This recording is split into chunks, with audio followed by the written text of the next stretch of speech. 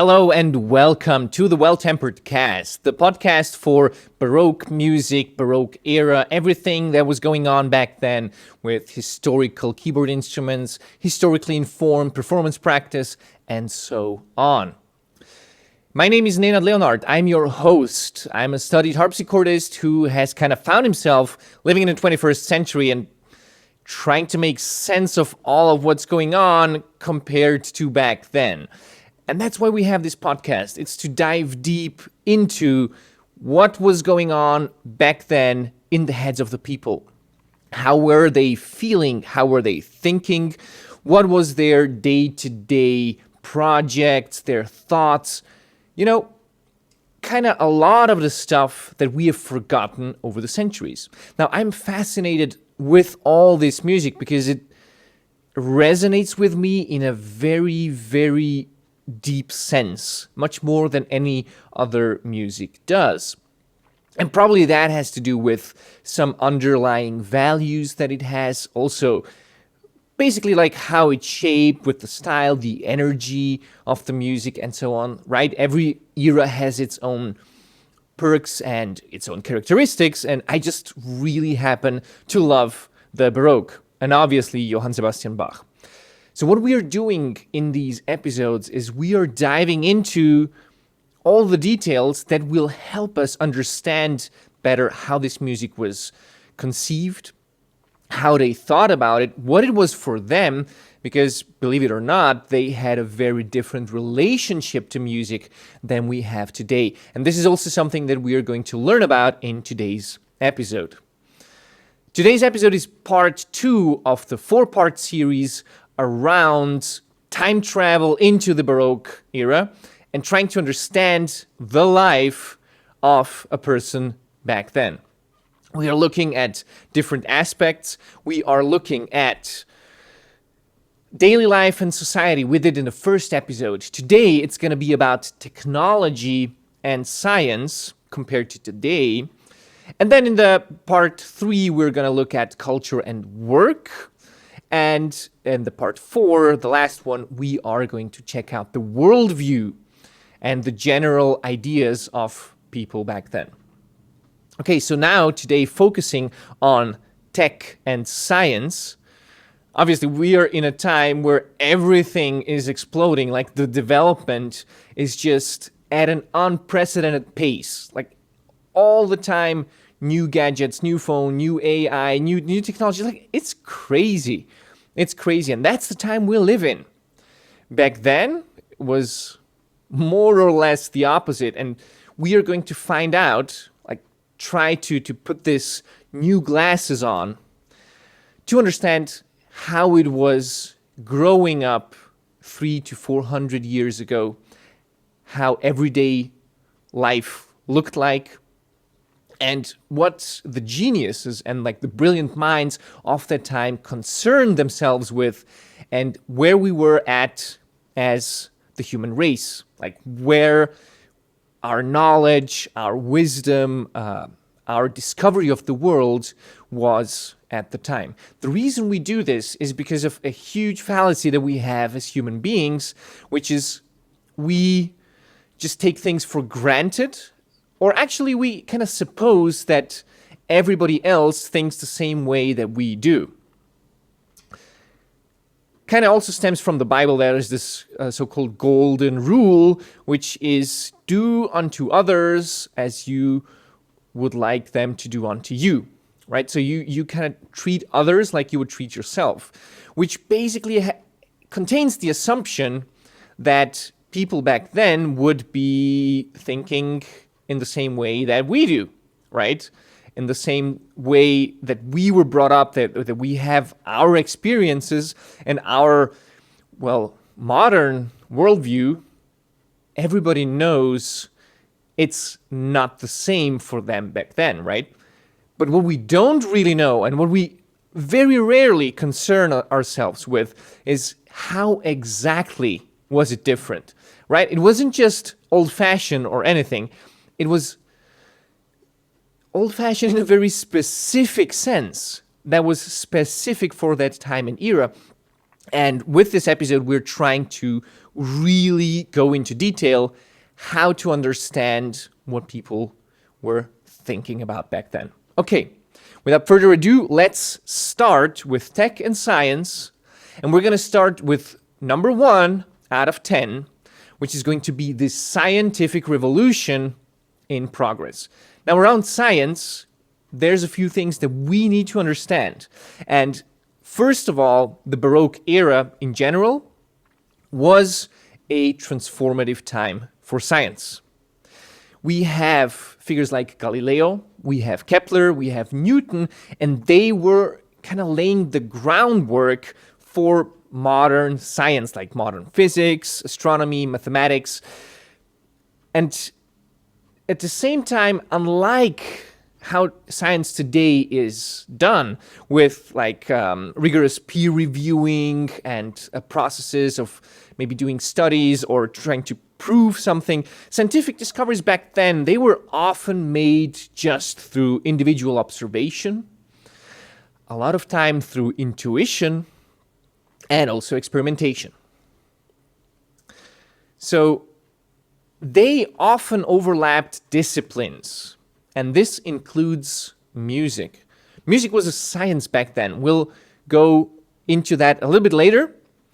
But just so you know that Galileo, for example, he experimented with acoustics, he experimented with different proportions, and he even created mathematically a fret system back then for string instruments that sort of already incorporated the equal temperament for guitar, okay? He like created this proportion how you could place frets on an instrument to be able to play more or less every tonality on that instrument.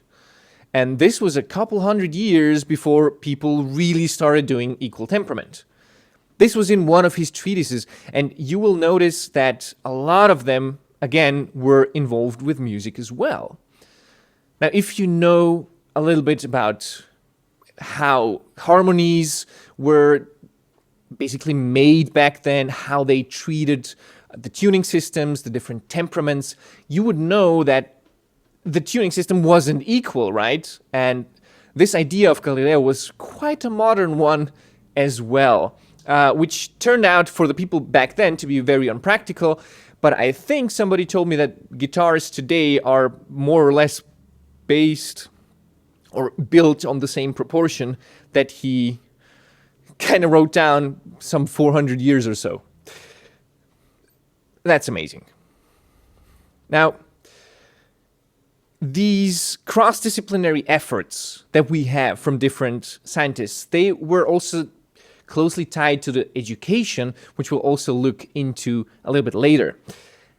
However, what it really promoted was the interconnectedness of everything. You had astronomy, you had mathematics, you had music, and other sciences in there as well. Now, what this created, and again, today we have very many specialists in like one single field, but we have fewer and fewer people who are really educated in different fields, and so they're not as interconnected as people were back then. If you were a scientist in one field, you usually connected it to some other field, also through observation and through experimentation. As I've mentioned, music was a science back then. And all the astronomers that I mentioned, Kepler, Galileo, Newton, they also wrote treatises on music.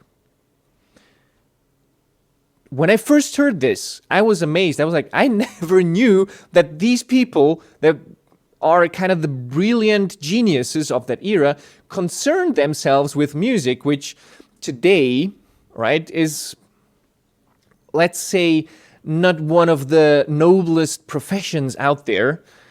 Depending on the country and the place you live in, there's like this old saying, the evergreen joke, right? So, what do you do? Oh, I'm a musician. Okay. And what do you do for a living? The joke that, obviously we are not earning as much as we should or could, or whatever. It is interesting that back then, music had a very, very, very different status. And music was looked at by the most as a very puzzling mathematical kind of problem to be solved, but also opened up a discussion because you had the interconnectedness with astronomy, with theology, with physics, with mathematics, and again, how they thought about everything back then is that music was connected to all these things and basically to the whole universe, like to the creation made by God. And because God made everything himself, right? So everything had a sense, everything had a purpose, and everything could be represented through something else. This was the idea. And that is why a lot of them studied music, musical proportions with the intervals, and also like the Pythagorean comma, which again, that was like the weird problem, the diabolus in musica. Like how everything that God created could be perfect, and yet in music, you had like this weird thing where it never really fit, right? I think it's when you have 7 octaves and 11 fifths, you should get the same tone, but you don't.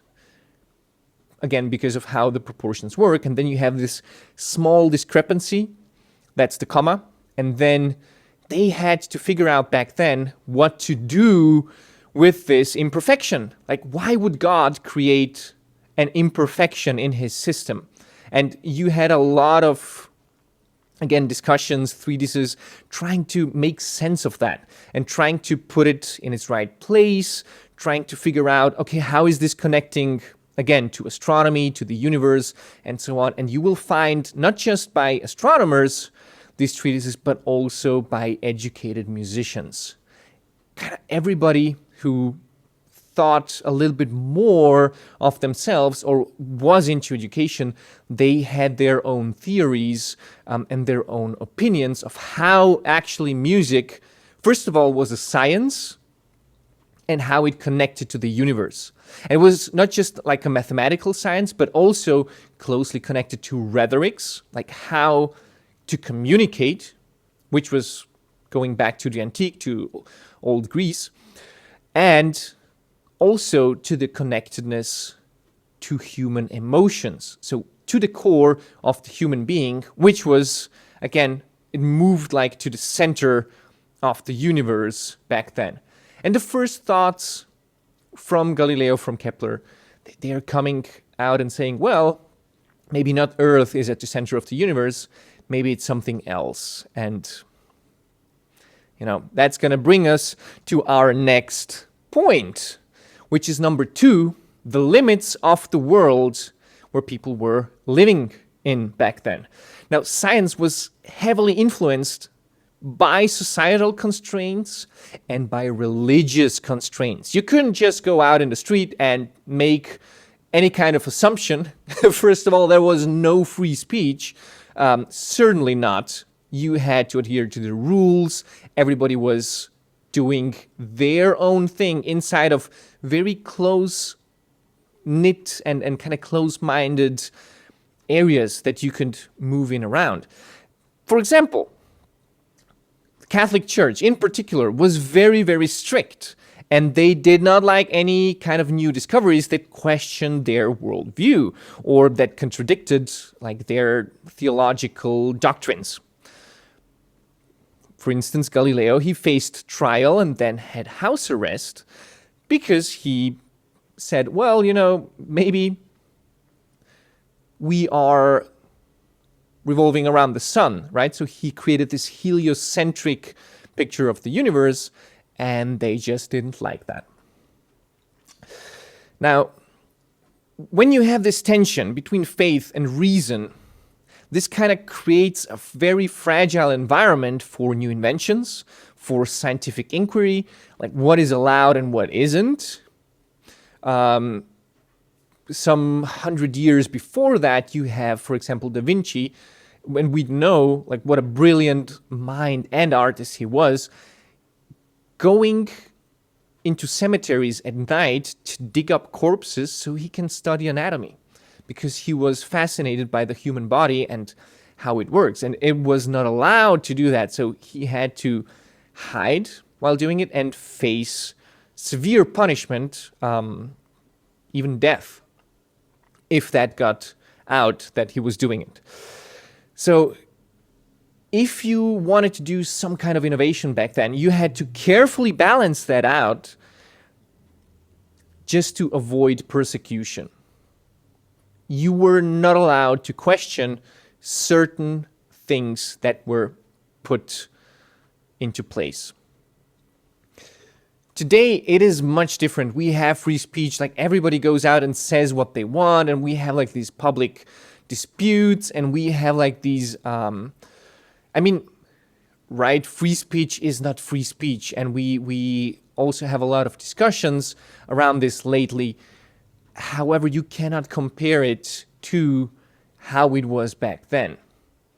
There were certain things that people were not allowed to think, were not allowed to speak about, and they were very, very strict in just following these rules. Let's move to a little bit of the tech that was available back then. That's number 3, which is going to be the printing press. It was invented in the 15th century. However, it revolutionized shortly thereafter how you distributed knowledge. And by the Baroque period, which was quite some time later, books were still very rare and quite expensive. So only the wealthy could afford libraries, and even public libraries, they were very, very limited to select regions. Music notation and also scientific treatises, they were also printed, allowing for somewhat a wider distribution of ideas. Before that, we had just like the monks in different monasteries and different churches that were transcribing knowledge in books by hand. And we also have lost a lot of knowledge, a lot of ancient texts and so on, for example, in the burning of the Library of Alexandria and so on. So whenever a fire broke out, and thinking of back then, everybody heating with fire and going around with candles, and you have all this paper lying around, kind of things caught fire pretty quickly. And there was a lot of destruction. So at least with the printing press, you had more, let's say, a more secure way of distributing these things. And yet at the same time, we know of quite a few facsimiles of first editions that were printed of sheet music, of music score that were distributed all across Europe. And we have no access to those anymore. We just know that they were printed because they were referenced, like in a letter or in another printing or so. And yet every single one of these copies is lost, either destroyed or lost and not available. Which, to think about with how we work today with books, with knowledge, with how common these are, it's a little bit crazy to imagine that. Again, even music that was printed, it was incredibly expensive, and so there was a very select type of people that could afford this type of music. And you can see with the composers, when they're doing like a preface or writing something about their publication, but also the type of thing that they are publishing, who it's for. And mostly, the publishing that they were doing was either for fellow music-educated people, like fellow composers, who would be buying their work as a reference work, or it was for some sort of amateur, which in Germany would be different merchants, like the upper middle class, people who were not nobility, but kind of came up and had a lot of money, and then they started investing oftentimes into education, but also music as a way to educate themselves and to spend leisure time. And they would also collect these type of sheet music. So you would oftentimes in Germany find that people would be writing and publishing these works for them. For example, in France, there was a little bit of a different audience. You had a lot of nobility. They all had to move to Versailles. They all had to live there. So you would have, for example, Dandrieux, who said, okay, why don't I create like an educational work, how to play basso continuo, that the nobility could buy and learn with, right? And so he created this educational work and published it, where you go, very good pedagogy, from one lesson to the next one, and you learn a new chord and you get to apply it, and you have a collection of easy songs and arias to practice and to sing yourself. And it's very, very easy. Like, this is made for beginners, again, for the nobility who was living at court, who kind of had no TV, they were bored, and that's what it was for. Let's move on to the next point, which is number 4. We had no electricity. So if you wanted to read these books, if you couldn't afford to buy a book, so you had to make a copy yourself in handwriting, what many musicians did back then, and you still had to pay, by the way, to make a copy. Don't get me wrong. You had to do that by candlelight, right? If it wasn't during the day, and usually during the day you had other things to do. So copying or reading or these things, they were more moving towards the edge of daily life. And that you had to do by candlelight. Again, I've mentioned all the fires, the candles, a lot. It wasn't as easy back then. And this was also not the cheapest stuff. So not everybody could afford these, right? Keeping that in mind. Nighttime was therefore reserved for rest or for other quiet activities. I've read somewhere that back then they also had like a little bit of a different sleeping pattern that we have today. That apparently today we just go and sleep like one shift during the night. And this was kind of propelled by the industrialization. But before that, in the Middle Ages and probably before and also after, that people slept in 2 shifts. Also because of the fire that had to be kept going through the night, but also maybe because of some certain rhythm that we had. So the sun would go down and people would go to sleep, and then they would wake up around midnight or so and then spend a couple hours with each other, maybe socializing or maybe doing some other type of work. I'm not 100% sure if this also applies to the Baroque period, and if it does, to what region, if this was more for the rural areas or if this was more of a city thing.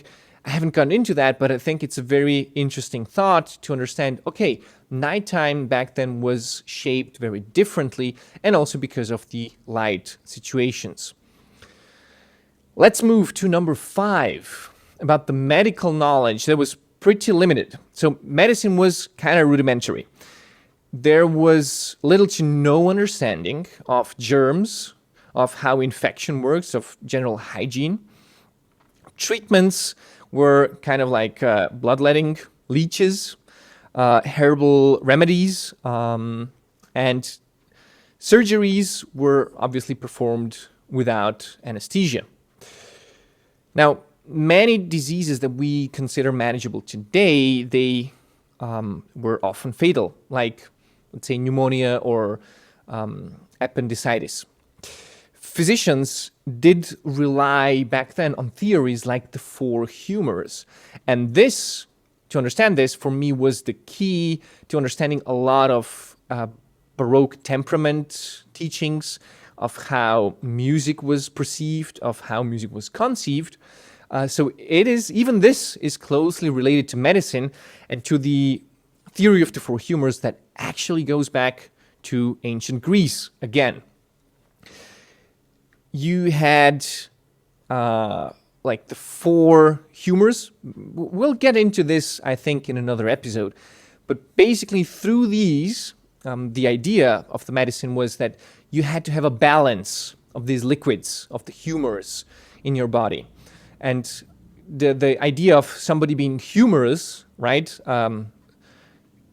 having like a comedic talent, let's say, it goes back to this time where if you had a very good balance in your body with the humors like they supposed to, you were in a good mood and you were healthy and you were kind of well-balanced, well-tempered, so to say, right? And the idea was when something is wrong with you, like either emotionally or either with an illness, something not working in your body properly like it should, that this was resulting from a disbalance of these four humors. And the interesting thing is, obviously, medicine-wise, it doesn't make sense for us today, but back then they described everything, every illness, every little thing that was wrong. And again, also like on a psychological and emotional level. This is really important to understand. This stems from just four different liquids, like humors, that were in the body. Very well worth noting and also researching. And I think we might do an episode on that. Let's move on to number 6, that science and education was mainly reserved for the elite. Today, everybody who has internet access can go out and learn and find knowledge. And I remember me growing up where when I was very, very little, I still didn't have like internet access. And then at some point in school, I had availability to Wikipedia, which was like this huge encyclopedia. And I didn't have to go to look it up in a book. I didn't have to go, find the book if I didn't own it. I could just type it in and then it would give me out the search results, and then I could read everything that somebody else wrote about that thing. And I remember back then it was, oh, wow, so amazing that a piece of knowledge before, if I don't know, asked my parents or teachers and they said, I don't know, we don't have that today. We don't have the I don't know moment, where you're just like puzzled about a thing. You just go online, you Google it, you search it, and it's there. And the answer is right there. Now, if the answer is a right one, that's debatable, but at least we have knowledge at our disposal at all times. And everybody today who has access to an internet connection, they can go out and educate themselves. Back then, education was primarily available to wealthy men, and often either through church-run schools or universities. That's it. Nobody else got educated. There was no need for it. Even though education was like supreme and very, very, very special to have, and people wanted to have it, probably it was this exclusive to keep others down. Like you had this class system, right? And you didn't want to mix yourself with peasants who wouldn't understand it either way. And to strive for more education was kind of also to get into a new class. And we see these with let's say, merchants or other wealthy people that like became wealthy. They weren't always like the nobility or some very old established families, but let's call them the new rich back then. One of the most prestigious things that they strived for was education. Why? Because it was limited to very few select people. And so the knowledge base was very differentiated. You had the educated elite. These were well-informed people, and they studied multiple disciplines. Again, not just when you go today and you study like one or two subjects. No, back then you really studied more or less everything and then maybe specialized in like one or two or five subjects. The majority of the population, they weren't just uneducated, they were also illiterate. Couldn't read. So there was a very different type of communication needed with them as well. And the ones that were educated, they usually did subjects like astronomy, like philosophy, like theology, mathematics, and music. And very many developments that we have from that time, they resulted from these people. They were in exchange with each other, and they kind of met up, right? So these were exclusive circles, and they used their knowledge to shed off a little bit from everybody else and to just exchange the knowledge like in their small circles. Again, it's being very exclusive, but this exclusivity also promoted certain ideas and certain developments that would otherwise not be able to happen. Kind of like a mastermind concept, right? Where like-minded people come together and they develop something new. These, let's call them bubbles of knowledge, bubbles of education, of creativity, they resulted in new works that have shaped the world up until today. Let's move on to the next point, which is number 7. Transport being slow. And I talk super slow.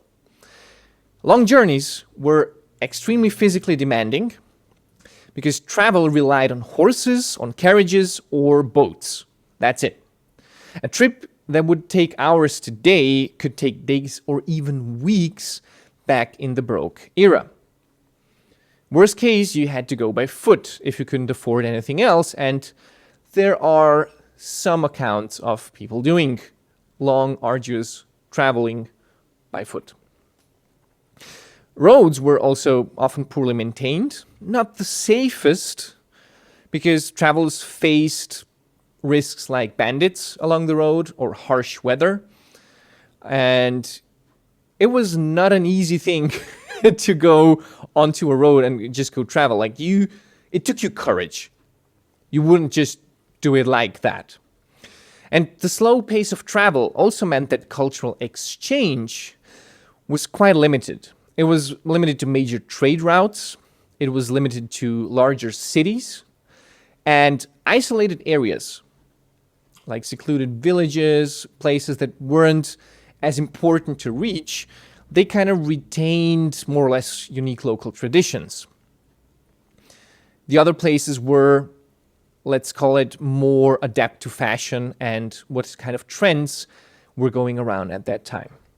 This brings us also to the next point, which is number 8, where communication was manual.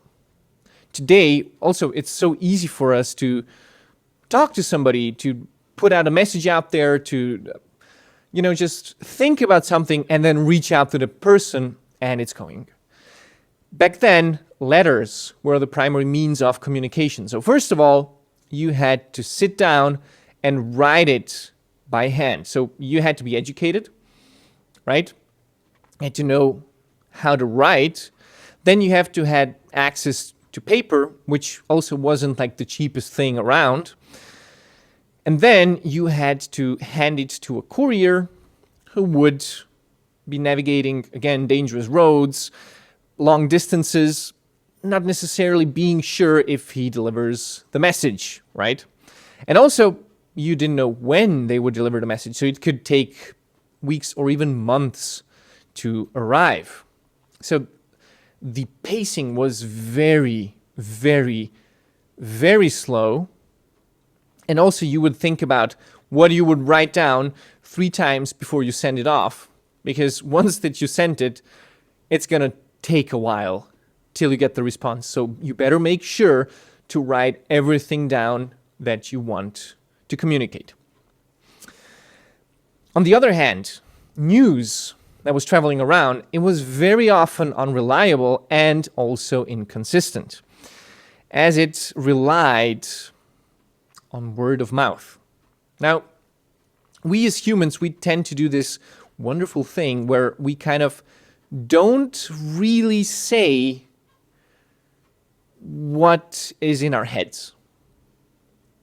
We kind of have a picture of what we want to say, and then what comes out of our mouth isn't 100% describing of that picture, right? We just use our own words to say it, and then if you pass it along to somebody else, and they pass it along to somebody else, there's a lot of instances where these news can get distorted. On the other hand, you can do it on handwritten letters, you can do it on printed pamphlets, but then again, it would be reserved only to those who can actually read. So it was very easy to influence people back then by just going around and, selling fake news. It's a thing today, again, where we're talking about fake news and who is reporting what and what are their interests. But back then, you didn't have the sensibility of this. People, first of all, weren't sensitized to this. Second of all, it's everything that you had. So if somebody came and read out of a pamphlet, you better took it seriously. That is what was actually written on there, even though it maybe wasn't. So keep in mind that communication resulted oftentimes in miscommunication. And sometimes it was on purpose, sometimes it wasn't, as we're going to see in the next part, which is number 9, lost in translation. Okay, and I'm not just talking about translation, but also this word to word kind of sharing or mouth to mouth, right? We have this game that we played as kids that was called telephone, right? And then you go and whisper into somebody's ear, and then they go and whisper into the next kid's ear, and so on. So you have this chain, right, of, I don't know, like a dozen of kids whispering into each other's ears, and then when the last one gets the message, then you kind of compare the messages, and turns out they're really funny, because always something gets lost in translation. Somebody retells it in a weird way, or they forget, or they distort the details. And while it's fun as a game for kids, this is how oftentimes people communicated with each other back then. Not even on purpose, but just, again, we make mistakes. And so without photographs that we have today, which are accurate, okay, we're in the AI time where stuff can be weirdly done, not just even Photoshop, but like fully created. I'm not talking about that. There was a period, okay? There was a period in human existence where you could actually look at a photograph and with a very high probability you knew that what was depicted on there was kind of an actual fact. Well, back then, more similar to also what we have today, like you didn't really know what was going on. No photographs, no recordings. You didn't know how stuff sounded like. You don't have any kind of mass media, any kind of sharing or videos or whatever. People relied on descriptions, somebody telling it to you how it was. People relied on drawing, somebody like looking at it, and then out of their skill and also sometimes imagination, they would create a drawing, that you can look at and then try to represent it in your own mind what that actually was. And this was about events, this was about places, this was about cultures, this was about inventions. So this often led to misunderstandings. Oftentimes you would also have like exaggerated accounts, and never ever would we really know if this was true or not.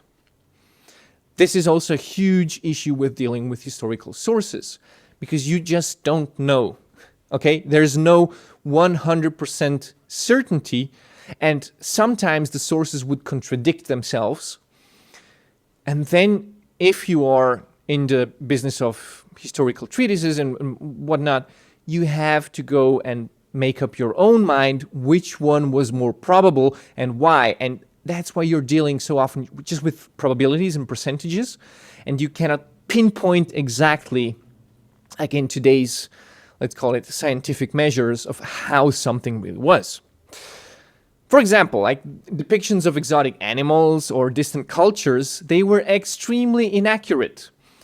Just because you had secondhand accounts, maybe the explorer himself wasn't even able to create a nice drawing. And so they had to get an artist to draw it for them, and then at a certain point they would go like, yeah, it looks somewhat like that, okay?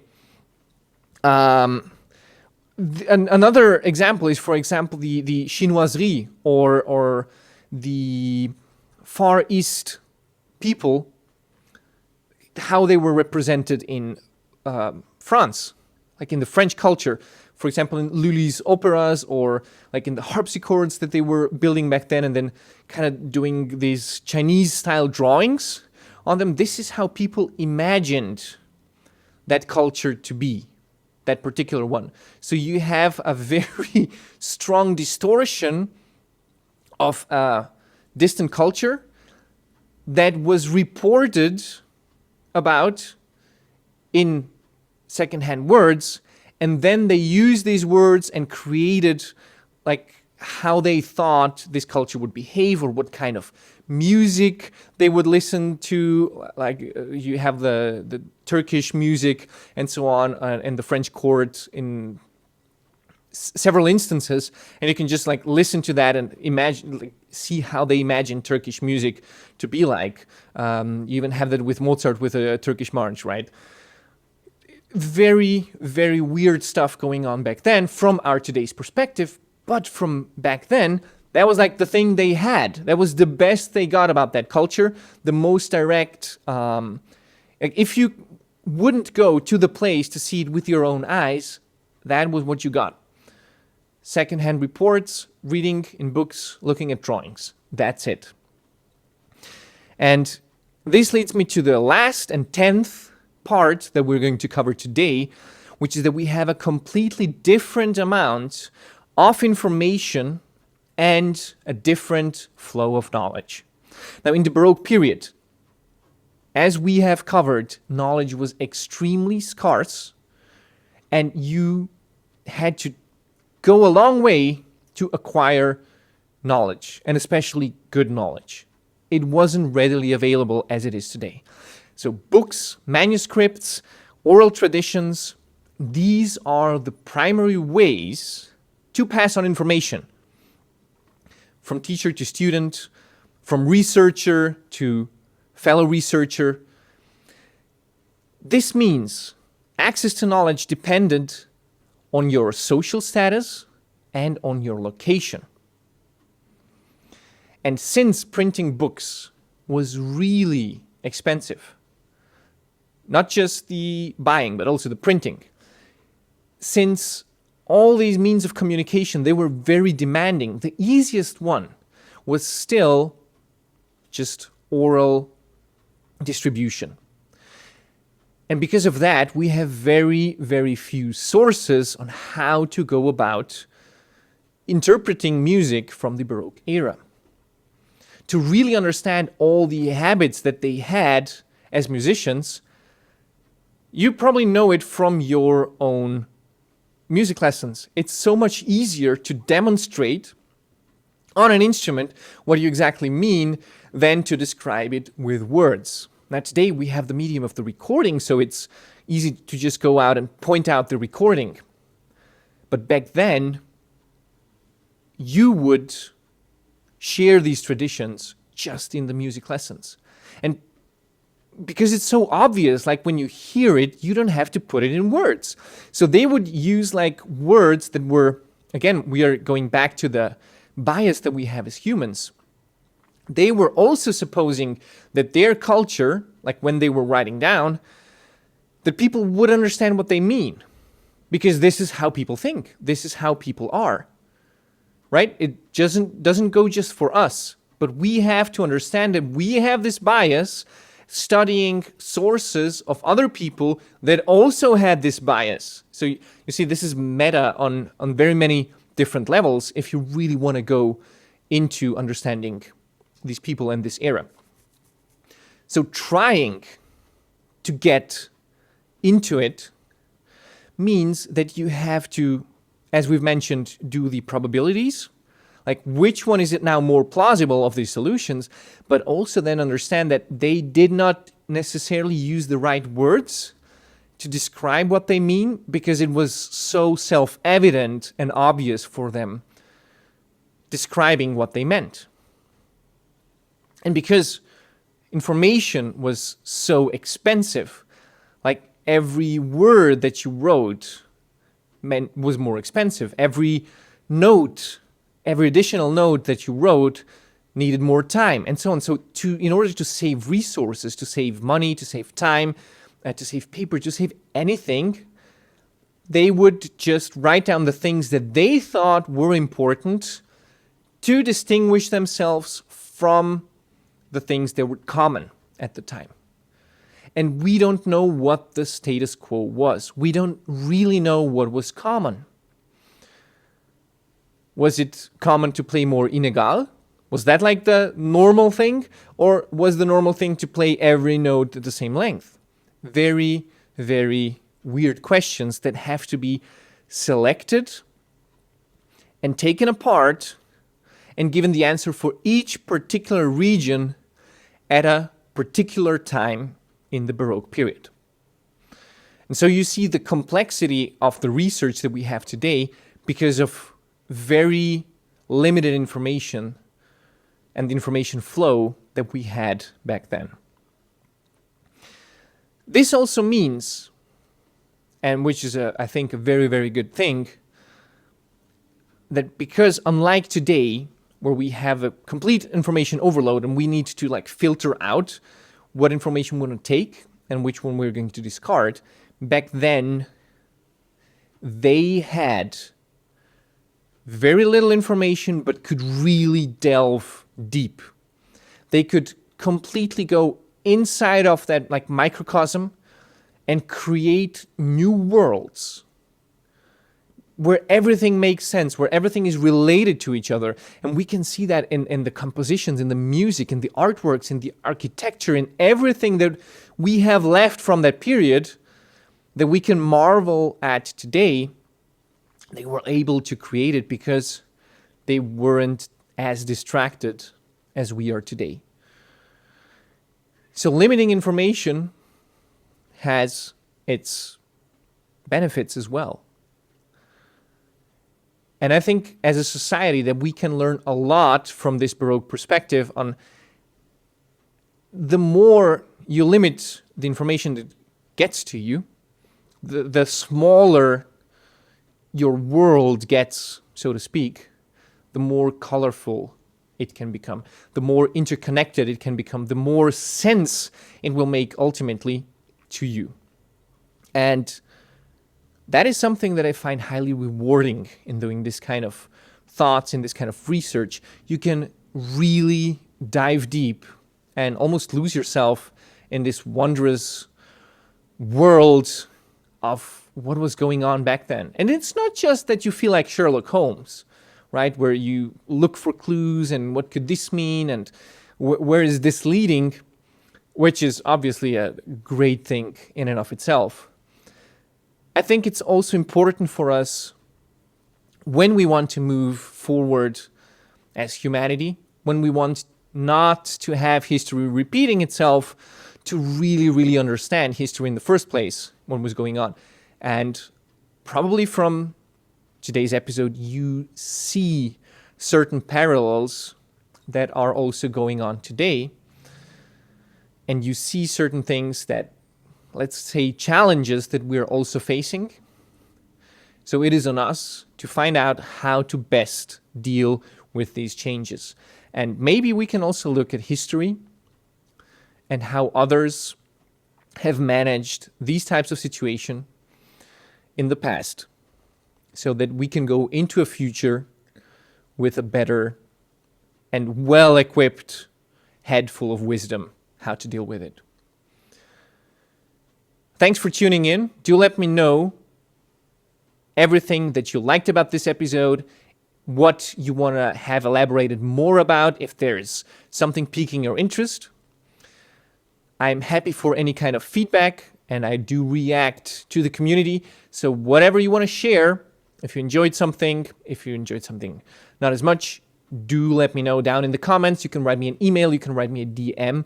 I'm happy to hear from you, and I am also going to take it into account when creating new episodes. This was the Well-Tempered Cast, the Baroque podcast regarding Baroque music, Baroque art, Baroque lifestyle. I'm your host, Nenad Leonart, and I will see you in the next episode. Take care.